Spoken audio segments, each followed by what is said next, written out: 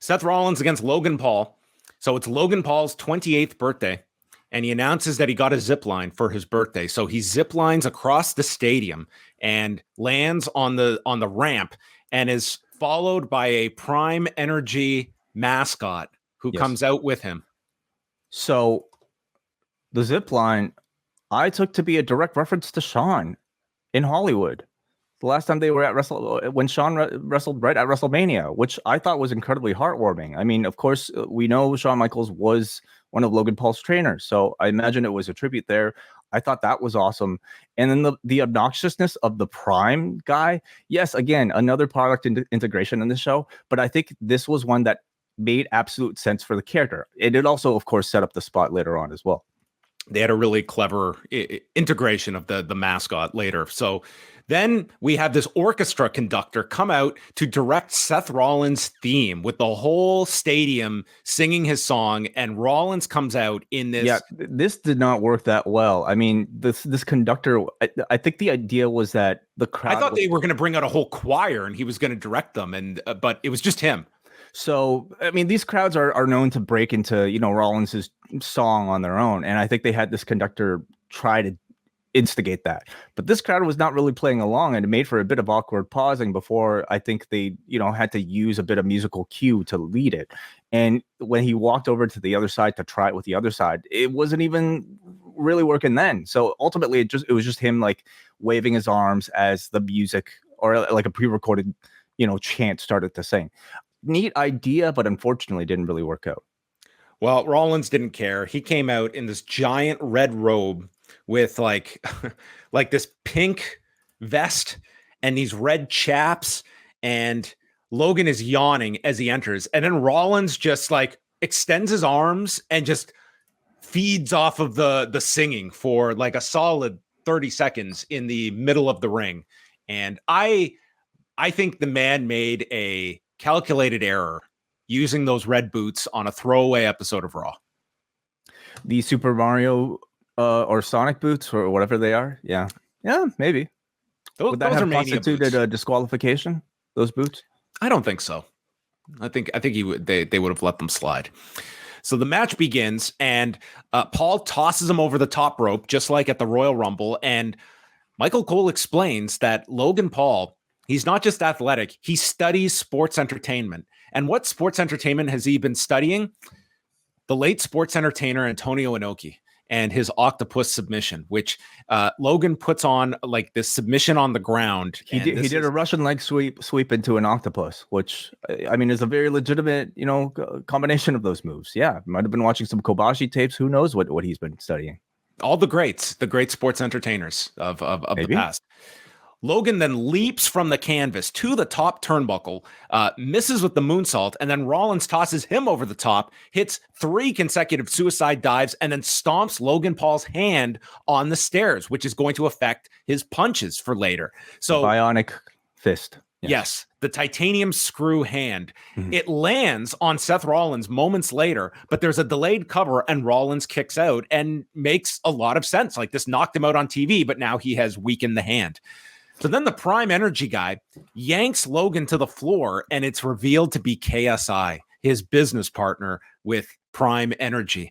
And it leads to Rollins being posted, and they're going to shoot their viral moment of Seth being put through the desk on the floor. So Logan goes to the top turnbuckle, and Seth, at the last second, pulls KSI onto the desk as Logan then leaps. And this was great, okay? Because as he is going to jump, there's like a 1 second gap, okay? Where Seth has to pretty much get KSI and switch places. And 9 times out of 10, it can look a little goofy that you're going to jump into midair as there's a new target. Logan looks up to the sky before he jumps. He was actually, sorry, I'm actually playing and I don't want to get flagged, but he took a sip of Prime Energy and spat it out Triple H style, which took his gaze off of the table. And in that split second is when Rollins did the switch with KSI. The timing on this was impeccable. On a stage like this, there are no second takes for something like this. This could have been completely hokey, could have been awful. They fucking nailed this. as perfectly. And Logan hit him perfectly too. Like he got a lot of height on this thing and nailed KSI, who was like great in his role here. Like, look at this. They've already got the video up, like from the perspective of KSI's phone, and then cutting to the splash. So this is going to be one of their huge Instagram videos. And then Seth immediately gets Logan into the ring, hits the pedigree, and the place goes nuts for this near fall as Logan kicks out.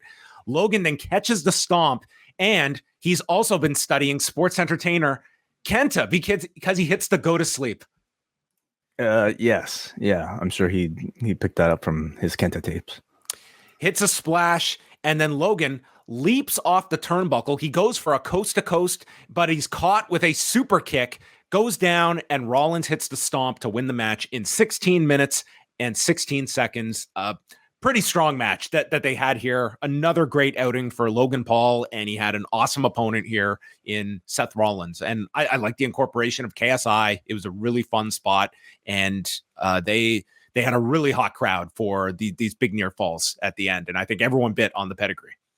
I thought this match was awesome. I thought they killed it. You know, I think Logan Paul is, if he wasn't already, by far the best celebrity wrestler that certainly the WWE has ever had. I'm trying to struggle to think. I mean, really, what classifies as a celebrity wrestler? Well, I guess my definition would be somebody who wasn't already a wrestler that is stepping into professional wrestling. I don't know if there's a better one than Logan Paul. This just really kind of cemented, what is already, I think, an incredible run with a WrestleMania singles classic. Now you had everything about this feel like it belonged on this stage, between the grand entrance with the zip line that I think it was at once obnoxiously heelish, but also paid great homage to a classic, Los Angeles WrestleMania moment of the past. And then you had two guys display incredible athleticism with that single jump, best moonsault ever. I thought great storytelling and good use of psychology with the bionic hand and how Rollins was able to thwart the bionic hand.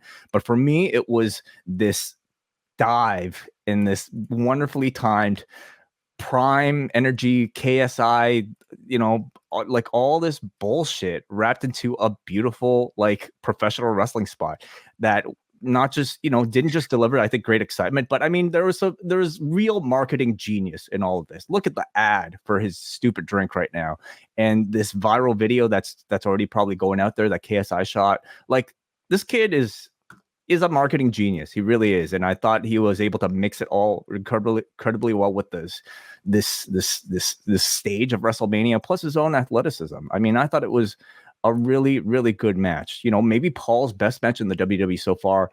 And I think a significant match in the Seth Rollins career. Like, he hasn't really had a match like this, with a celebrity. And this couldn't have turned out better, I thought. So if Logan was playing the Shawn Michaels role, is that why Seth wore pink in this match? Well, he was kind of wearing a double J Jeff Jarrett, like, collar. Yeah, the Jarrett, like the leather. Well, maybe he's giving a nod to a lot of people. I'm just imagining Brett incorporating KSI into that Iron Man match. What would be Brett's version of KSI? Like back in the day, they would have had to work in like a Karate Fighters spot into there, and like a Stridex like pimple pad for like one of the, like, at the 40-minute mark during a near fall. Maybe the guy from Lonesome Dove would have shown up in Brett's corner. The excellence of execution. Yes. Okay, moving on.